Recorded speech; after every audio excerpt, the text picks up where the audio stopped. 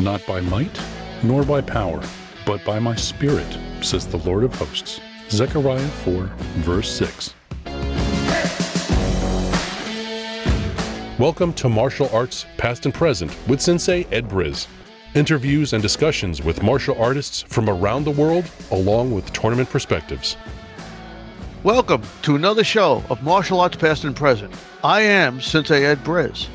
My hope is that you will continue on this martial arts journey with me. I would like to introduce our guest today.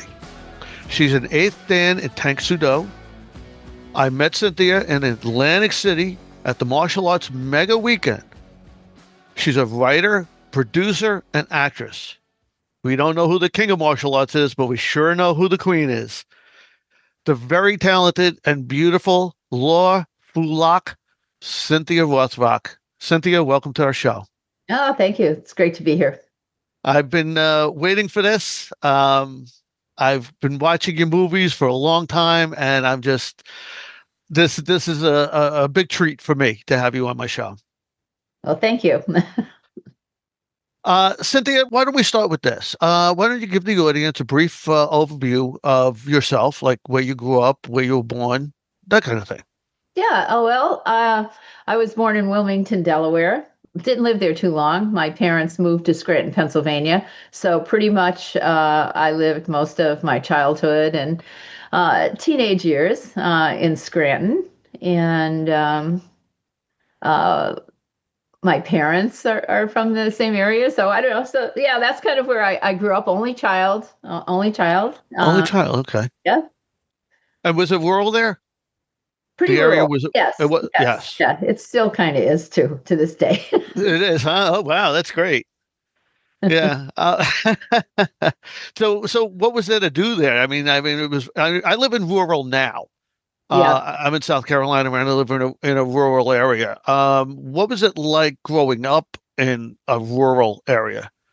It was awesome. I love my childhood, because I just remember, going to the playground, playing with the kids, being on a softball team. I was kind of like daddy's girl. So my dad he would take me fishing. He would, in the winter, he would fish. I would ice skate. We would go swimming. We would play baseball. I remember waiting for him to come home from work, like sitting on the porch with my baseball mitt and my ball going, yeah, let's go. And my dad would be like, oh no, here she is waiting. I'm so tired, So I was I think I grew up a little bit like as a tomboy because I always liked sports, and I liked, the things that my dad liked to do. He taught me how to swim. Every Sunday we would go to movies together, and not like that my mom wasn't in the picture, but my mom she was the manager of a shoe store, and she used to work from like 10 in the morning till 10 at night. So the only time I really saw my mom was early in the morning or on weekends. So a lot of my activities was, pretty much with my dad. And I just remember a great childhood memory is that we used to go to the lake every Sunday in the summer. I used to look forward to that, and it would be like a family gathering. And it's funny because, you think about, things and I remember what was it? Scalloped potato sandwiches on hard rolls. It's just, it's such an East Coast thing. Scalloped potatoes. Well, they're good by themselves. How about hard rolls? Do you remember the hard rolls? Absolutely. Absolutely. I grew up in Jersey. Yeah. So yeah, I remember the hard rolls. Yeah, absolutely. Yeah. Well, that's great. And with all of that, I mean, that's fantastic that you had such a great relationship with your dad. But is he the one that first drew you to martial arts? And when you first were drawn to martial arts, did you realize it would become a lifelong path rather than just a hobby? Well, no, neither of my parents were like physically active in sports. So that came out of the blue for me. And how I studied martial arts is I was 13, and my friend's parents used to own a figure salon, which was an exercise place for women only.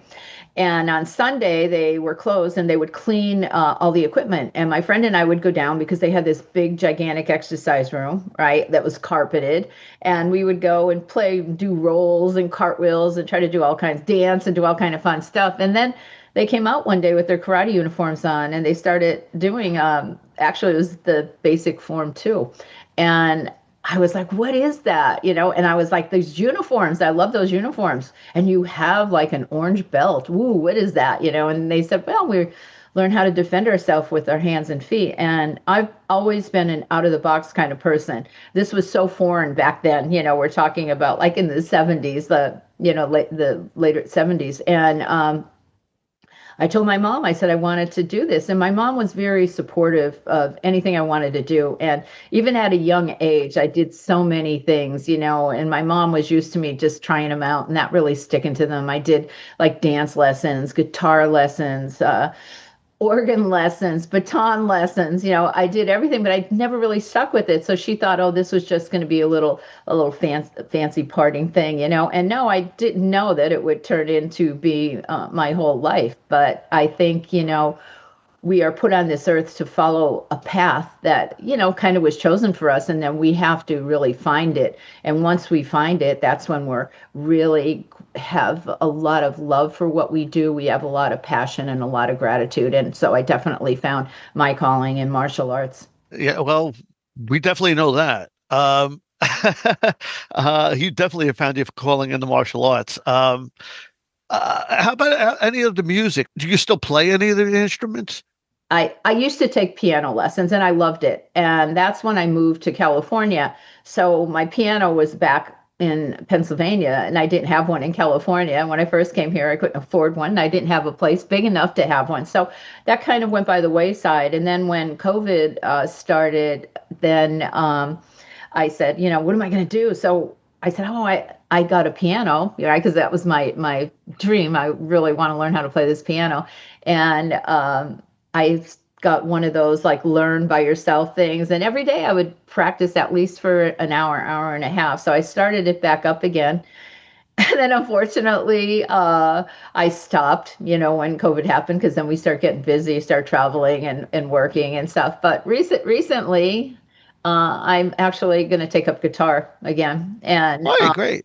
yeah, and I just remember I was talking to, my partner Robert, and I was like, yeah, because he plays guitar, and he says, well, I'm going to get you a guitar. And I was like, yeah, I just remember blisters on my fingers, and, they were so swollen and cracked. And, I think maybe guitars have changed a little bit since then. Hopefully the strings aren't so hard. So actually, it's going to be a new endeavor that I'm going to take up again. So we'll see how that goes.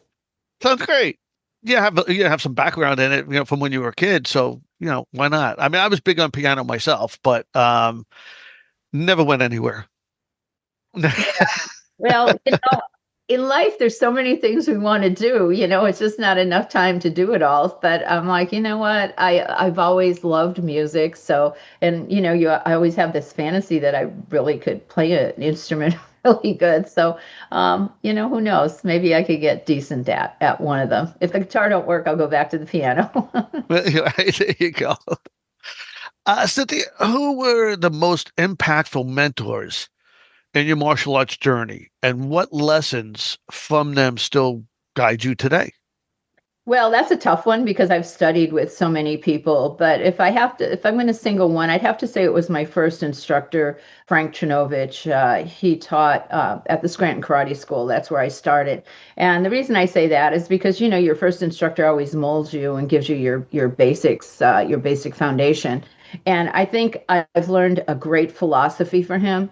When I was getting ready to test for my orange belt, and back at that time, you were studying like 3 months.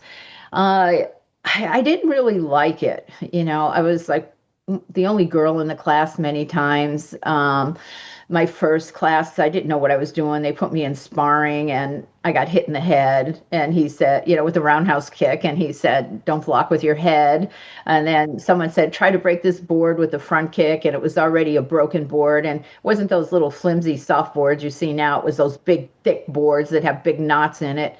And I thought I broke my toe. And then I had shin splints. I had blisters all over on my feet, and I could not get this turn in basic form one. And I hated push-ups. Now, martial arts was completely different back then, right? It wasn't a Mm, business. It was like, if you can't hang in here and you're not tough enough, you don't belong here. And that was kind of the right. attitude. So we were sitting there and he was talking about, martial arts. And I thought he just focused right in at me. And he said, quitters are losers. If you're a quitter, you're never going to amount to much in life.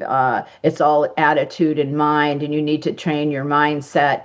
And I just felt he was speaking directly to me. And I started thinking about it, going, yeah, geez, I don't want to be a loser and I don't want to be a quitter. And I put my mind to getting that turn. It was like one turn, like in basic one. And I practiced and I got it. And I went, wow, okay. And then I said, all right, I got to change my mind about push ups, because every time someone did something wrong in the class, you had to do 50 push ups, Yep. right? Every time. Yep. Like if you messed up, everybody down 50 push-ups. So I just started like training my mind, saying, hey, this is good for my body. This is good for my upper body. And once I changed my mindset, my martial arts just took off. When I tested for orange, I went to orange belt one stripe, which I passed over the second stripe, right? Because I had so many points. And then he wanted me to go into a competition, and I was nervous as heck. I was like, competition. And at that time, it was just all women, from white to black belt. It was just one division. And I remember I did basic form 3.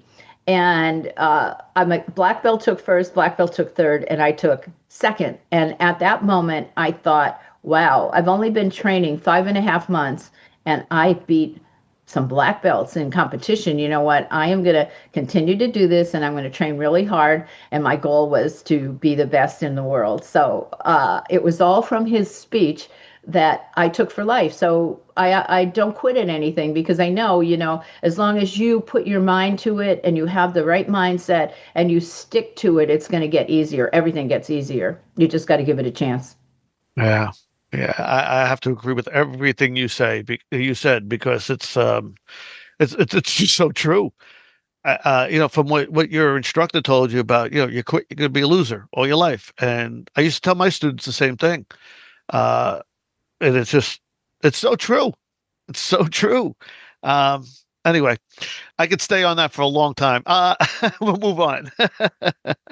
Um, you hold black belts in 5 styles of martial arts. Would you tell the audience a little bit about them and what they are? Yeah, my first style was Tang Sudo, and that's where I got my basis for kicking, which I absolutely am very grateful that that was my style that I started off with. And then I was at a tournament, and I saw a friend of mine that was at my Tang Sudo school that left to go to Kung Fu. And I was like, wow, that's really interesting. You're getting really low in that horse stance, because we had a high horse stance, and he was down like really low, and he was doing these flowing moves. And I was like, wow, I like to move like that. And it was a funny day back then. Martial arts schools weren't friends with each other. They were more competitors. Hmm. And my instructor gave me an ultimatum. He said, you can't train at both schools. You have to do one or the other. And I really liked the Kung Fu. So I switched to Kung Fu. Otherwise, I would have been staying with both. And then I started competing. And so that was Pai Lum Kung Fu. And then I entered a tournament in New York City, and I saw this guy, Benson Lee, doing this double headed spear form. And I was like, oh my gosh, I love that. I want to learn it. And he said, yeah, I study with Shum Leung in New York City. So for about 5 years, I would go every Sunday to New York City and train with Master Shum. So that was my third style, Eagle Claw. Then 1982, I went to China and studied Wushu. And Mm. also, I studied Northern Shaolin. I studied some Kempo. I studied Tai Chi. Even today, I'm still like learning whatever I can. But those 5 styles are the most predominant ones that I have degrees in, black belts. Wow. Wow. You've led a full life in martial arts, haven't you? Yeah. Most people don't go that far. And a lot of Yeah. people actually, as you know, they'll try one style to get the black belt and they're done. Well, there's nothing wrong with that. I respect that as well, but I've always been a person that sought knowledge, and the more I learn, the better for me, better for my mind. And I just really loved weapons, and I went to the styles where especially wushu, because I loved working with weapons. That was like, and is probably I would say my specialty. Mm-hmm. Okay. To the audience, if you find this information, if you like it, hit like. If you find it interesting and helpful, hit like. Back to Cynthia. That was my little PSA. You've mastered multiple martial arts, as we've talked to, martial arts styles, as we just spoke about, and competed at the highest levels. Which discipline shaped your mindset the most, and how did it influence your transition into film? Well, you know, I'd have to say Tung Sido because of my basis for kicking, and I was known as a kicker. And I remember Roger Tung was one of my wushu teachers, and we competed in a competition actually together. I'm like, oh my gosh, I'm competing against my instructor, and I won. Oh, And I felt kind of embarrassed, but happy at the same time. And Roger said to me, "You're not doing a right Chinese sidekick." Because I would do the tung sido sidekick. And that was one of my advantages I had, is that I was doing these Korean kicks, in Chinese forms. And I said, well, that doesn't work for me, that kind of kick. It was more of like a swing kick or something. I said, for me to develop power in a sidekick, I have to do it this way. And then he was like, you're putting a little too much power in your form. And I said, no, I need to, because that's when I looked at form, I really, I was an undefeated form champion over 100 times in 5 years, that I said, form is fighting, and you have to visualize yourself fighting different opponents. And if I'm just doing something like soft, that doesn't work for me. I have to go hard and strong, because that's how I would do self-defense. And that's why I think I was able to sustain undefeated for all this time and be number one, is, because I put a lot of thought into what form is. So it was kind of funny, that he was like, your form is too powerful. yeah. Not only that, I'm surprised he didn't really take it out on you in class. Oh yeah, he did. I think I Oh, had he did. a lot of double jump front kicks. Like he had me do so many that I literally tore both my hamstrings in the front of them. Really? Yes. Wow. Yeah, we're talking Uh, about, imagine this. You're standing straight up, right? And you kick both legs up and hit your hands. So, and you try to go higher than waist level, and just doing them over and over and over. And it's a lot of energy, and it's a hard kick to do, And I just, sure. actually not my hamstrings, it was my quadriceps. Wow. Yeah, a So lot of instructors will do that. They'll take it out on you afterwards. Not too many people beat their instructors though. So that's a task in itself.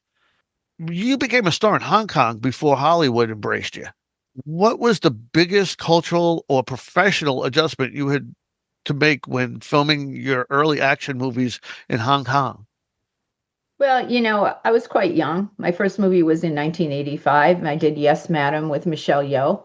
And I didn't know what to expect. Here I am going by myself to a foreign country, and I'm going to be shooting a movie there, which I knew nothing about. And I just envisioned, flying in. Like, I remember, Enter the Dragon, Yeah. Hans Island. Oh my gosh, I see those little dinghies out there. Now I'm envisioning like Hans Island. So I had no idea what to expect at that time. Uh, there weren't a lot of Americans there. There actually, Michelle and one of the producers were the only people that spoke English. So nobody spoke English. It was just a whole different world for me. And I'm glad that I started my movies in Hong Kong, because they were the hardest experience anyone could have doing a movie. And to me, it was just, oh, that's how movies are shot. You get hurt, you get kicked in the face 10 times on a movie. You have to do stunts that could kill yourself. It's like, okay, that's what you have to do. So then when I started doing US movies, they weren't as dangerous. They watch out for your safety. Where in Hong Kong, they just tried to up the stunts higher and higher and higher, and it's funny because now I'll bring in my book, which is Rock and Roll with the Punches. It's all about my shooting days in Hong Kong, and every movie has so many different stories, and funny things that happen. So I just wanted everybody to feel like it's a fun book, just to feel what it was like being a Caucasian woman in Hong Kong, and they've never seen a Caucasian woman like fight in martial arts and film before. So it was definitely a first, for everybody. Now, is this book that you're talking about now, is this one that's out or coming out now?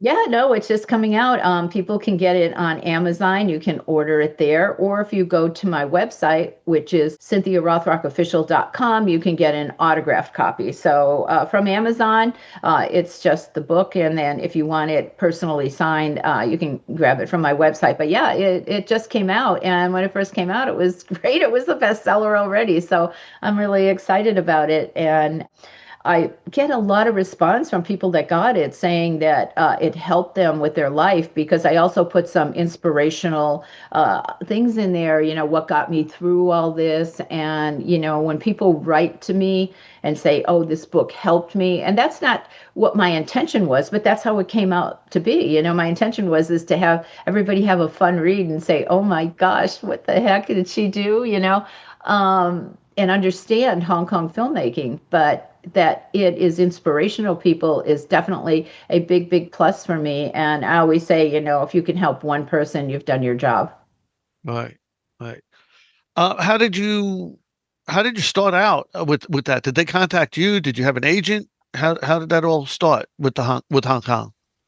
With the other movies? No, actually, when I was a kid growing up and I was studying under Shamliang, he would take me to the Chinese cinema after class every Sunday.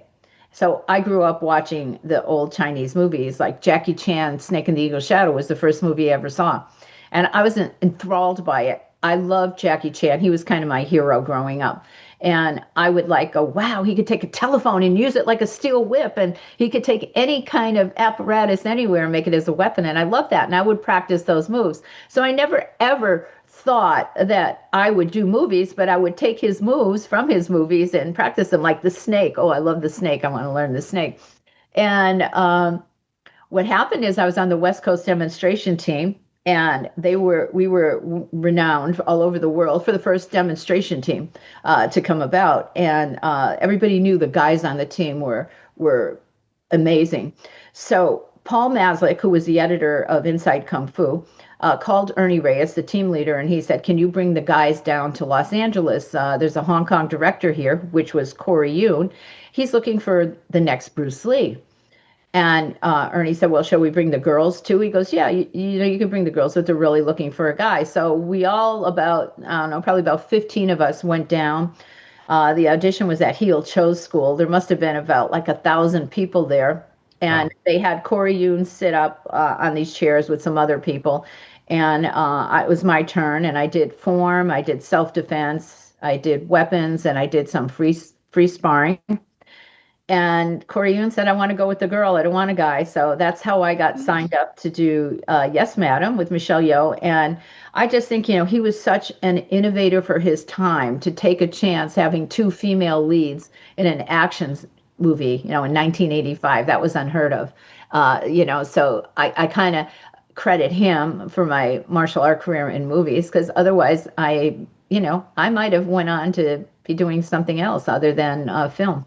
Right. Yeah. Well, that everybody has their own story. People who have made it, like yourself, um, they all have their own stories of how they got started, and I've never heard that one, to where you were brought there to almost compete, you might say. Only you didn't go against anybody else, but you kind of competed for your part. Yeah. Well, I kind of use that to tell people that, you could change people's expectations, because here they were looking for a guy, and I changed their mind. And here's a funny little story. When my daughter was in kindergarten, she went to a school that went from preschool to sixth grade. And she theater, and they were shooting Alice in Wonderland, and she wanted to play the Queen. And her drama teachers wanted her to go for Alice. And she goes, I don't want to be Alice. I want to be the Queen. I said, but honey, the queen is probably going to be a sixth grader, big person, not a little kid, right? And she goes, I'm auditioning for the queen. And she would not listen to me. She would not listen, to her teachers. She went and auditioned for the queen. She knocked it out of the park. She was so good as the queen that they were like, oh my God, what are we going to do? We can't have her as the queen because everybody's way taller than her. And you have this little tiny, queen of hearts. And they made her the mini queen. So they had the big queen and they had the mini queen, and she would follow the queen around and do exactly what she did. And, it was hysterical. But I always tell people, she changed their minds, so if you go in with your heart into it and, you are practicing and determined, no matter what your situation is, don't give up if you just don't happen to, be the part that they're looking for, like physically, you could change people's minds. So that was two instances. So I always tell people, don't listen to other people. Always follow your heart. Now, apparently, in that sense, your daughter followed in your footsteps. What about martial arts? Is she following your footsteps in martial arts?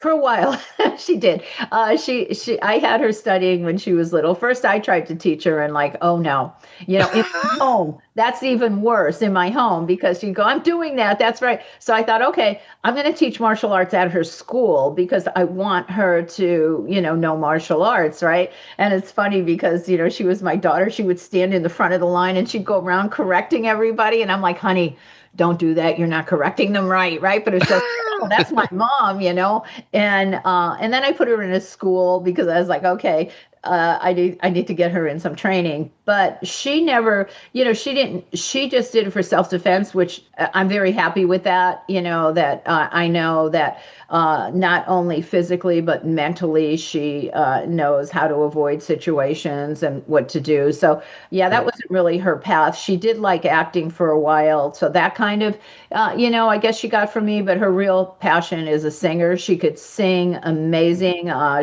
think on iTunes, I think she's under Skylar Rose, so you guys could check it out. She has her own album coming out where she produced it, wrote the songs, and sings them. And just with one of her friends, they did it together. So it's very, very creative type person. And trust me, she did not get the singing from me because that's probably of any talent I have, probably the worst is to sing. And I got that from my mother because my mother was in the choir, right, at the church, and she couldn't sing. And I remember my dad and I always like going like this because she would sing so loud. She had such, heart into singing her church songs, but her voice was probably like mine. Wow. Well, she's very spunky like her mom. Yes. You've spoken about breaking barriers as a woman, which we're talking about right now. You've spoken about that in a male-dominated action industry. What moment in your career made you feel you had truly changed the landscape? Besides what you told us about 1985 in that movie, was there Yeah. anything besides that?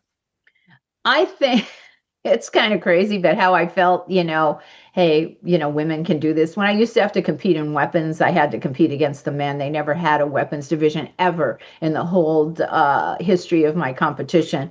And I think the first time I beat like 106 men in a weapons competition and took first place, I felt like I'm breaking barriers for women, So that was, I think, one of the first moments that I said, yay, women power, we can do this. And, I felt when I was competing, and every grand champion, I had to compete against the men. They never had a women's grand champion, that I always had to be better. I had to be fast. I had to be strong. I had to prove myself. I had to have the audience be impressed and cheer and clap at what I did. So I felt like, in competition, competing against the men, that I couldn't just be good. I had to show that I was the best.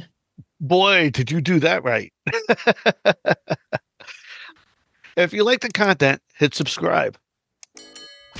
Cynthia, fans still rave about films like Yes, Madam and China O'Brien. I remember that's the first movie I saw of yours was China O'Brien. Which of your classic roles do you feel most connected to today, and what makes it special to you? Well, there's different ones. If we want to talk about fighting, I would pick Lady Reporter. Any of the Hong Kong movies, the fight scenes are amazing. And the reason they are compared to like American films is that, Yes, Madam took 8.5 months to shoot. The whole ending scene was 1 month. You're doing an independent picture in America, your whole movie, you're lucky if you have a month. Like I said, the movie I did, Black Creek, only was a 14-day shoot. So when you're shooting 8.5 months, you better come up with some good stuff. So they would have like one day just for one stunt. Uh, you know, so For I got one stunt?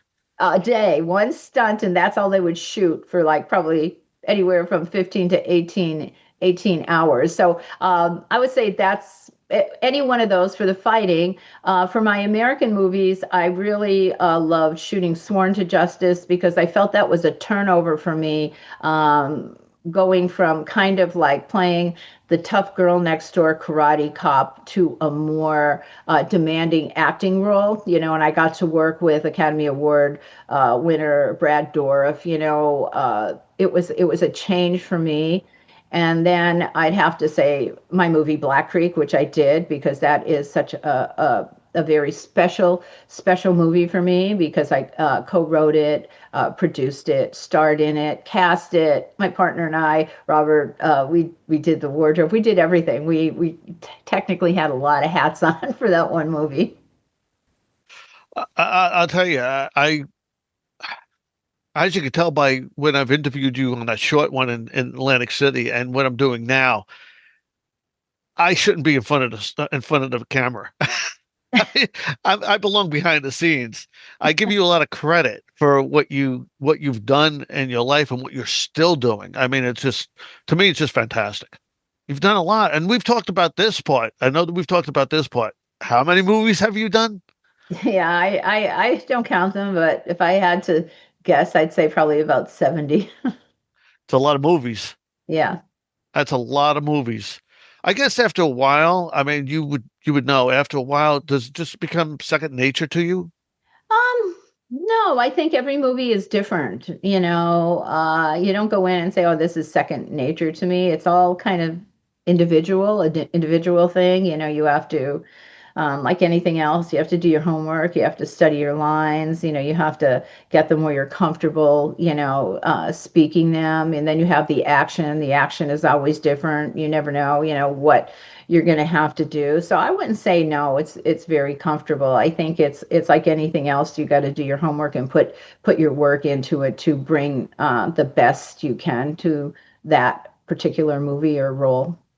Do you still get nervous when they start shooting? I do on the first day. On the first day, I do because, you're working with a new crew, you're working with new people. I always get that little nervous anticipation. It's almost kind of like when I competed every single time, and I've competed over 1,000 times. Every time before I competed, I would get nervous. But once I started, then something would click in. I would not, the nervousness would go away. I would get into me doing my form. And it's the same thing I think in filming. On the first day, I get a little nervous, but once the camera rolls and you get that first scene done, then you relax and you're like, okay, I got this, I got this. So I think it's just like how I guess my mind works. Nervous at first, and then getting right into it. Yeah, I know what you're saying that, when you first start, because I've been in a lot of tournaments myself, uh, something clicks. You're right. But usually for me, I remember one time during a testing, they asked me to do a kata that I had 1 week to learn. Um, and it was a black belt kata. And I went, I learned it. I performed it like they asked me to, and I said, "Wow, that was perfect, exactly the way it should be done. Let me see it again." Couldn't remember one move, not one move. I just stood there. I didn't know what to do, and I had just done it. That reminds me. We were over in Korea. and we brought some people over there, and we were going to do a demonstration for the Grand Master of Tung Sido, right? And he's the head of all Tung Sido. And they said, we want you to do, at this time, it was like this seventh degree kata. And I didn't know it. So at midnight, the day before, they're showing it to me, right? So I'm pretty good at picking up things, and it's not doing the movement correctly, it's memorizing it, right? Mm. So I said, okay, tomorrow when we have to do it, I'll go over it right before, we get up there, and I'll be fine. So we went on this long hike, and it was my idea to do this hike. Now, we were taking about maybe 18 people on this hike. You think the hike is going to be, that's about a 3 hour hike. Well, when you have people at all different levels, a 3 hour hike turned into a 7 hour hike. So we get to the school, and I get in there and I look, and they're like, hurry up, get dressed, get dressed. And they started it, and they had movie cameras all around. And I'm sitting there, and I don't have time to go over this form at all. And I'm going over it in my head, and I get to this one spot, and I can't remember. And I turn around and I go to Eric Kovaleski, who taught me the form, and I was like, what's this move? What's this move? And he's like, I don't know. And I turned around to his dad, and I said, what's this move? I can't remember it. He goes, I don't know either, right? And I'm like, oh my gosh, right? So it comes my turn to get up, and I'm like, inside, I'm in a panic. And I get up, and all the grand masters are there, and the cameras are there. And I'm like, oh my God, if I forget this form, I'm going to be on film, and they're going to have Cynthia Rothrock forgot her form. So I start the form, and now I'm putting so much energy and power into it because I know I don't know this one move. And I get to the move, I don't remember it. I can't remember it. So I start making it up. I start doing all these different moves until I knew the ending of the form, and I switched it, and then I ended. And I saw the grandmaster in the middle. He's watching, and he's like going like this, and I see him go.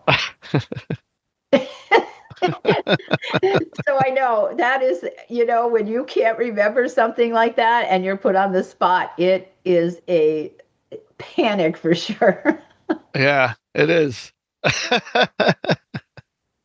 um, you've worked with a wide range of performers, from seasoned martial artists to actors that are new in action movies. What qualities make someone a great screen fighting partner?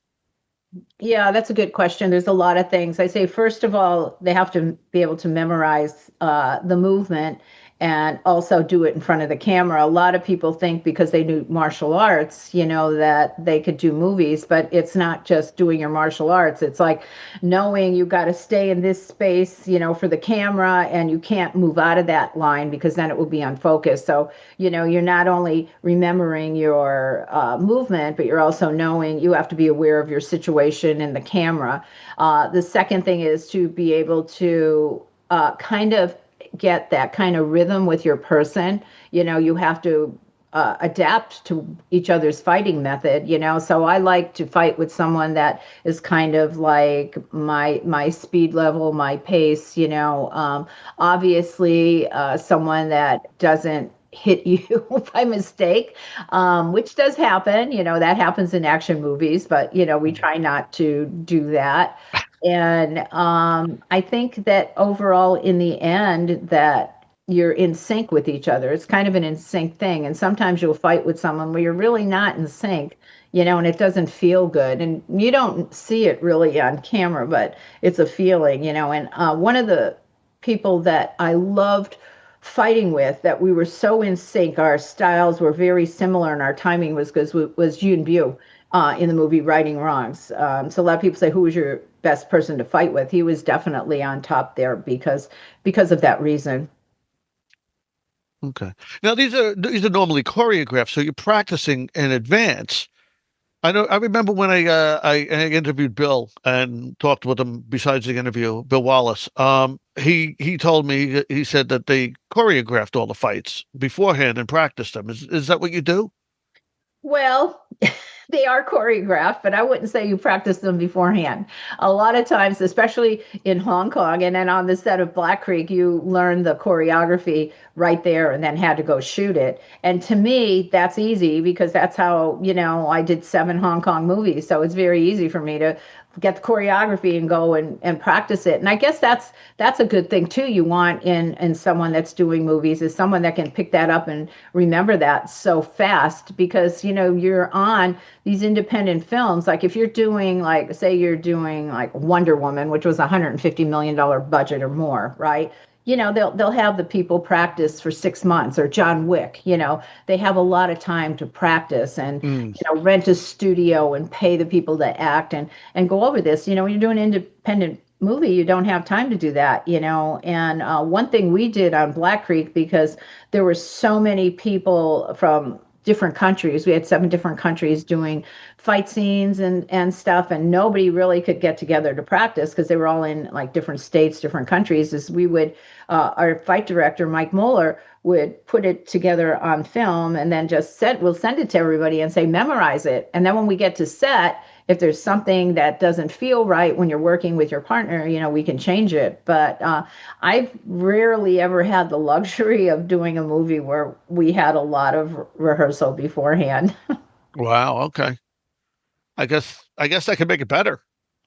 Yeah, it can. But, to me, whether I learn it beforehand or I learn it on set, it's not going to make a difference because, I think that's just how I've learned it. I've learned, in Hong Kong, the choreography, you're learning like 40 moves and then, okay, go do it, and then it's on and you're doing it like super fast, your mind has to go fast. So not everybody can do that. But I think if you can do that, people would really like to hire you more because they know that there's not going to be, oh, that's a mess. Stop, take over again, another take, that you could get that action and do it right away. Along those lines, your fight scenes are known for precision, speed, and intensity. Is there a particular stunt or sequence that you pushed to your physical or creative limits?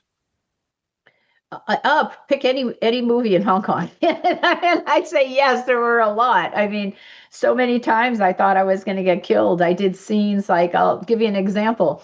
It's in Lady Reporter. There's a scene where I am fighting on a scaffold and I jump into this basket, and the basket's about 3 stories high and there's no bottom. So I have to keep my feet on the outside edge of the basket.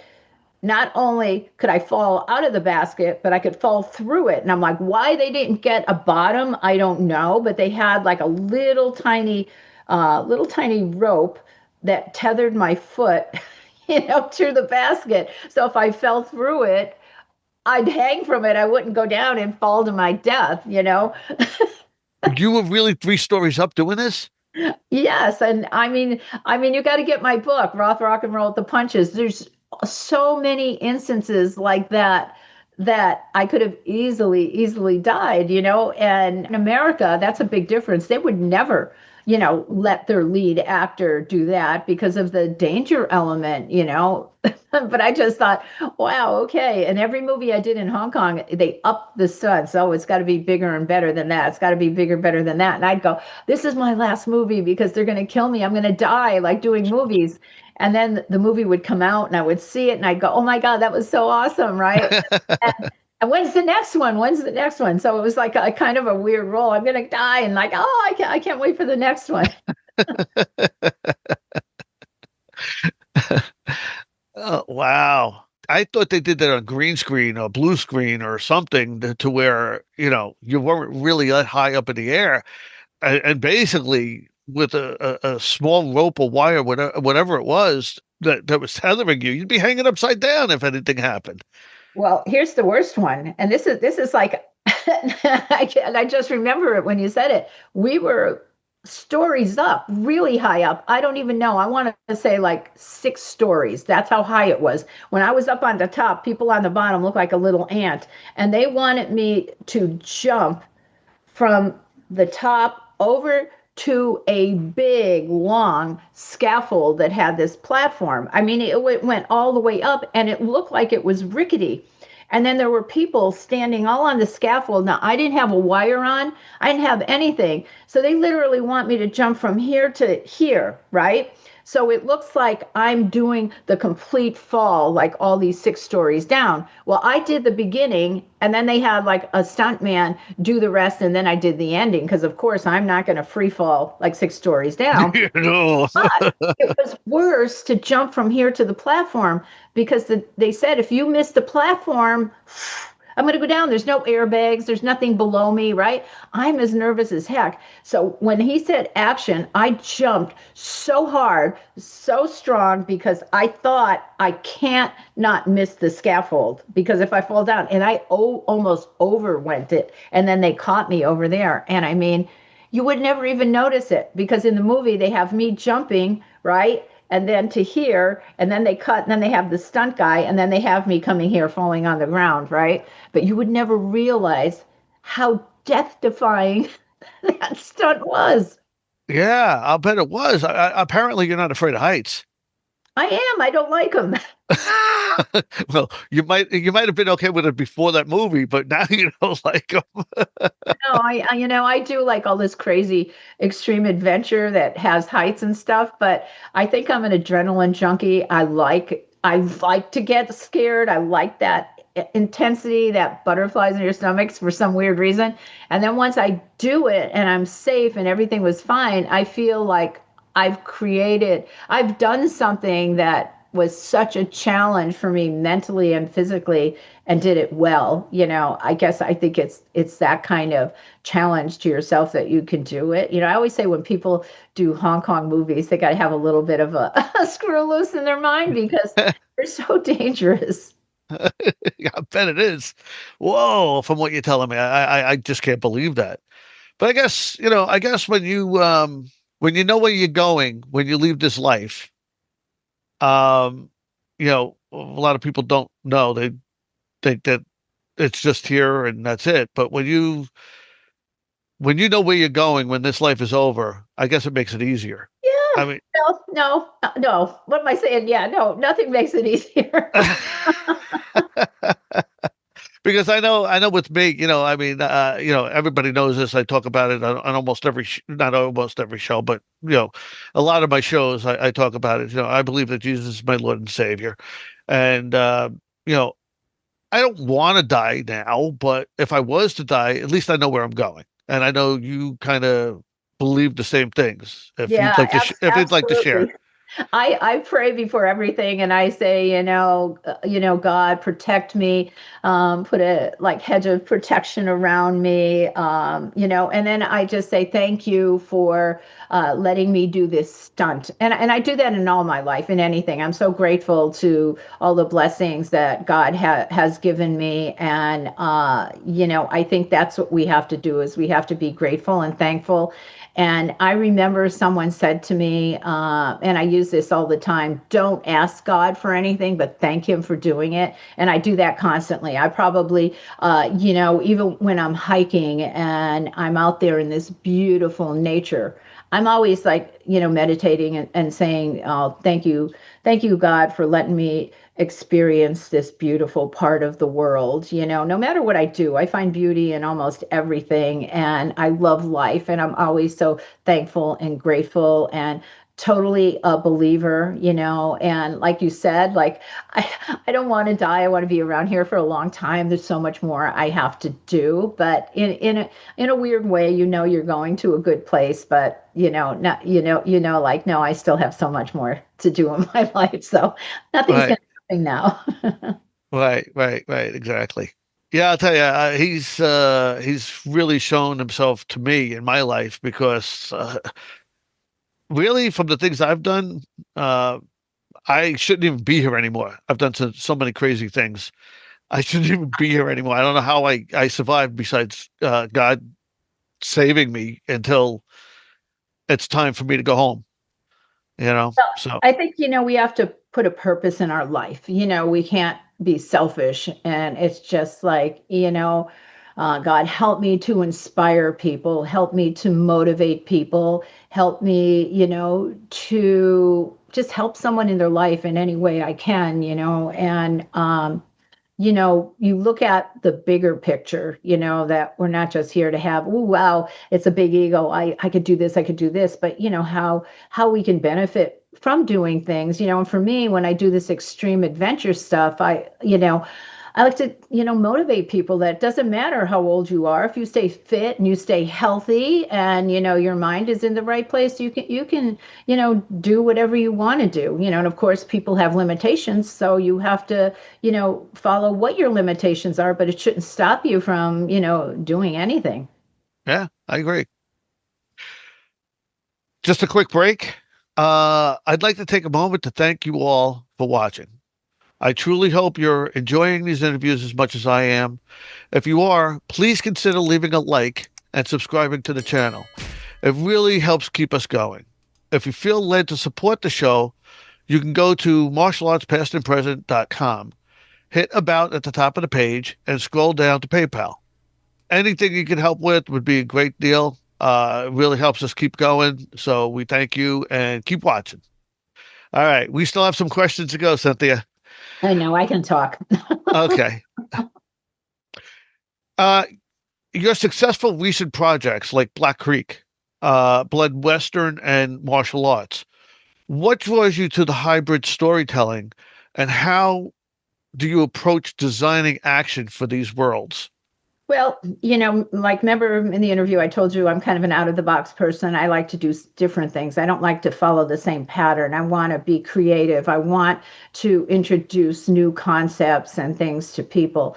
And I wanted to bring martial arts and Western together. Now, I've seen some people like action stars do Westerns, but they weren't really martial arts. They were almost like one, two, three kick, your typical Western saloon brawl, something like that. I wanted to do a Western where everybody fought martial arts. And when I did my own movie, I wanted to bring in my friends. I wanted to bring in my friends. Obviously, on Black Creek, I have Richard Norton, which to me is such a blessing for this movie because he passed away about a year later, and that was his last movie that he did. And he saw the screening. That was the last time I saw him, was at the Black Creek screening, and he was so happy with his role. He just did a phenomenal job.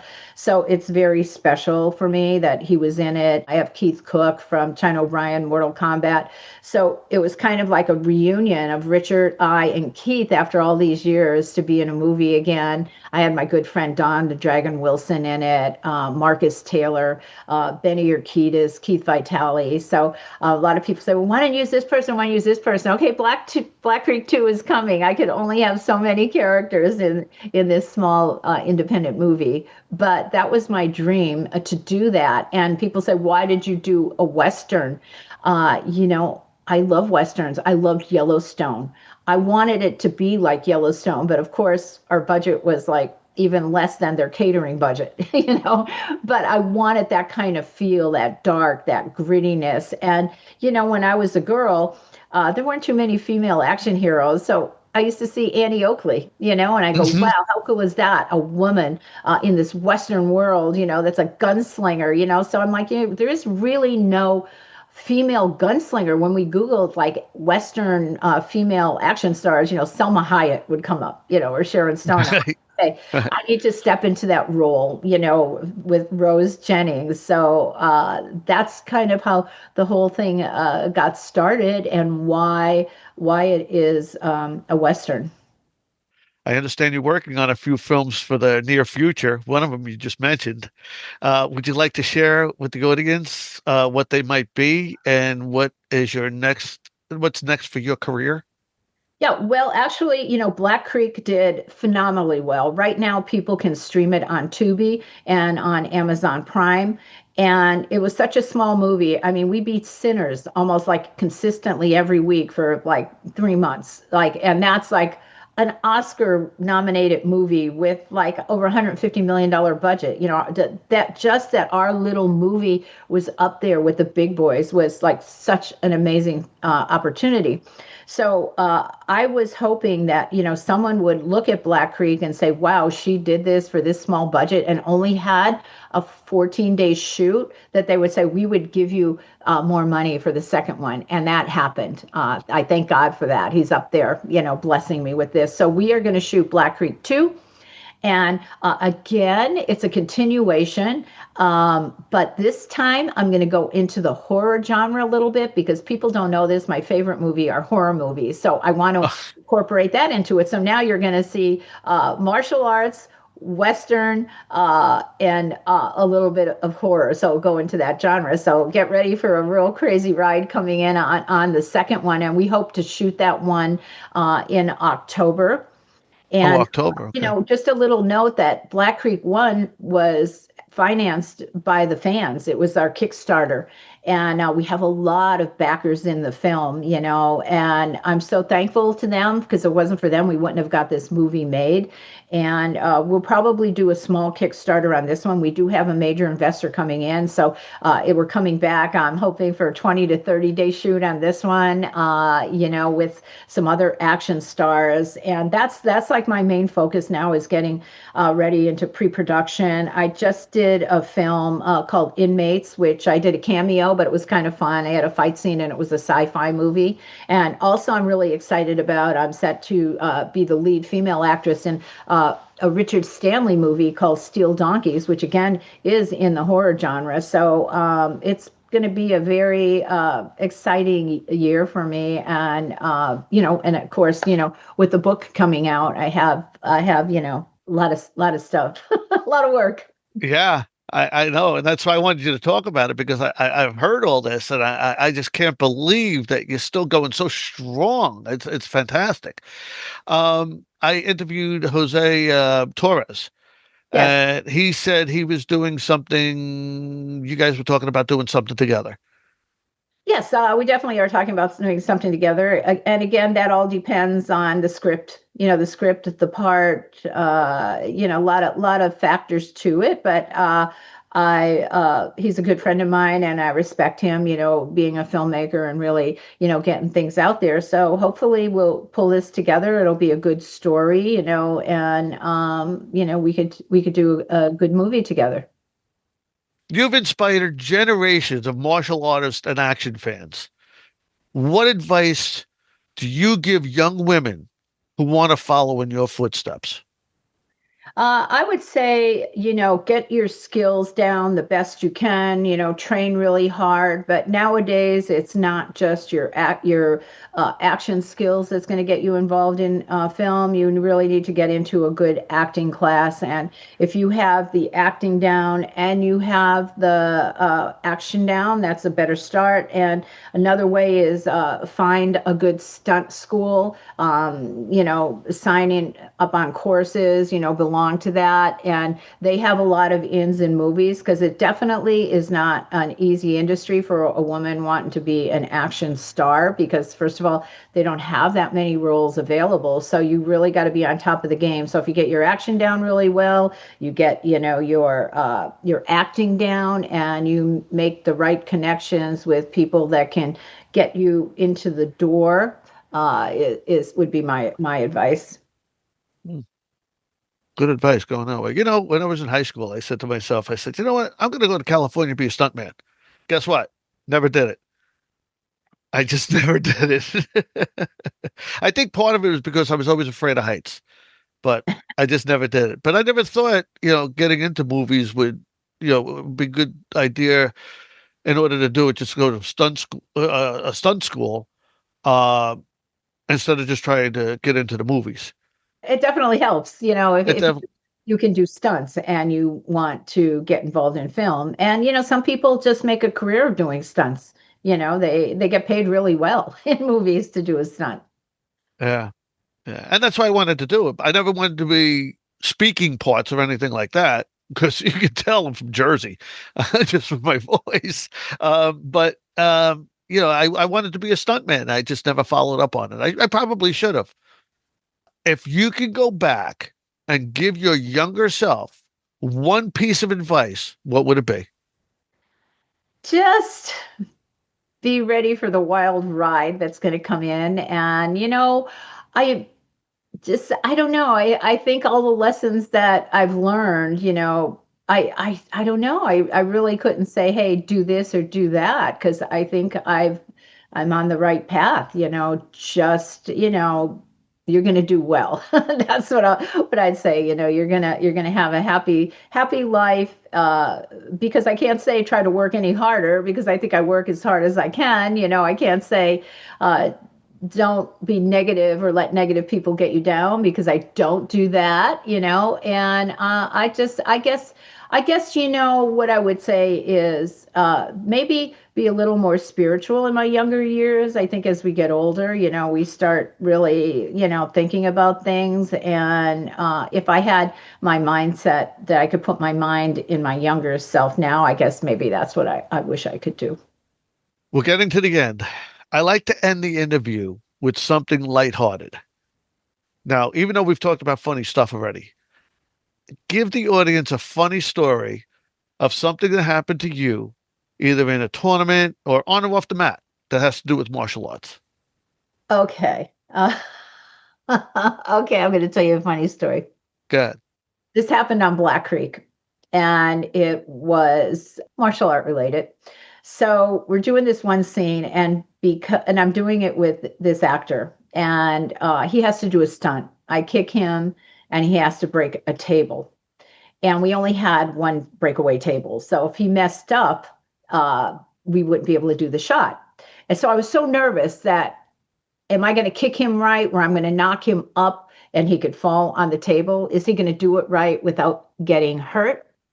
And we're ready to go and shoot this scene. I'm nervous. I could see his face. He's like super nervous. And Mike Muller, our action director, goes 3, 2, 1, action. And he goes 3. Oh, and I told this guy, I said, look, if I kick you wrong or something doesn't feel right, don't break the table. Just don't break the table, right? So on 3, this guy lets out a big fart, really loud, and goes like that. He jumps up, and for 1 second, I'm thinking, oh my God, I'm going to laugh. Should I kick him? Should I stop? Oh, now I'm going to laugh. I'm thinking about this. And I just kick him really hard. He goes into the table. He breaks it really well. He doesn't get hurt. And now everybody's all clapping and we're all happy and stuff. And about a couple hours later, I went over to him and I said, I heard that fart. He goes, you did? And I was like, yeah. So I said, yeah, you're going to be, remembered for that in the bloopers. So that was like a funny action thing, because you have that 1 second, like, do I continue or do I stop and laugh? Well, obviously you cut the fart out, because I don't remember hearing it in the movie. If you watch the bloopers, you might be. Oh, okay. I probably missed the bloopers. All right. Well, I think what he did is when he did it too, he went, he shouted over it. I'm gonna have to go back and watch it and see the bloopers. Yeah. I saw the movie. I gotta watch the bloopers. It's in the saloon. Okay. All right. I remember the kick. I remember the kick. I remember breaking the table, but I don't remember that part. The other part. But yeah, okay. That's one moment he'll never forget. All right. If people want to know more about you, how can they find you? Well, I'm very, very dominant on Facebook. I try to answer everybody, the best I can. I keep very current on there. I keep all my appearances on there, what's going on. So that's Cynthia Rothrock Official. And just beware. There's a lot of scammers out there pretending to be me, asking people for money, Telegram. I don't do that. I only reply from this Facebook page, and you could check by the number of followers that you have. I have quite a few. So if you find someone requesting you and they have like 100 followers or 2 followers, they're a scammer. So it's only from that one Facebook page. I do have Instagram, which is official Cynthia Rothrock. I have a subscriber page on Facebook. It's $1.99 a month, and we do a lot of tips on training, on health, on exercise, a lot of videos. The information on there isn't put out anywhere else except on the subscriber page, so you can become a subscriber. That's a little more personal. I have a YouTube channel, which is Cynthia Rothrock channel. And I also have a martial art association, which is the Cynthia Rothrock Association, where martial artists can become a member. They'll get a membership certificate. They get 2 live talks, like we're doing this per month, and 2 live trainings. And again, there's also information on there that isn't anywhere else. So any one of those ways, you can get in touch with me. You heard it, everyone. Make sure you see the movies. Make sure you read the book. I'm going to get the book. I'm definitely going to get this book from what we talked about. And I don't read much. My audience knows. I say it many times. I don't read much, but this sounds like it's going to be a fun read. I made it, actually, like I have it right here. So this is it right here. You can see it, but it's kind of like not real little lettering, for people that want to read bigger, like me. Scott Atkins does the forward, great friend of mine, and I was so happy that he would do the forward. There's a lot of pictures from there, but I go over every Hong Kong movie, and trust me, there's something, many things that happen on each film that's funny, So I hope, you guys, read it and have a good laugh, but also feel inspired and motivated by some of the things that I put out there that I kind of live by. Cynthia, I got to tell you, first of all, I want to thank you so much for allowing me to interview you. I've enjoyed this time. I hope that in the future you'll come back and we can do some more talking. Absolutely. When we finish Black Creek 2, we can come back again. We can talk about Black Creek 2. I'd love it. I would love it. So again, Cynthia, thank you. I appreciate it. It's been a great time. I would like to go longer, but I know you have a little time constraint. So we're going to cut it here, and we'll see you soon. Sounds good. See you soon. Make sure you look into Super Patch. It's great for boosting immunity, athletic performance, pain reduction, and much more. Visit mapap.superpatch.com to learn more. Thank you for joining us today. To learn more about us, visit our Substack at martialartspastandpresent.com. If you would like to support us, go to patreon.com/martialartspastandpresent. If you like the content and have not yet subscribed, you can find us on all of the major platforms such as Spotify, Apple Podcast, and YouTube.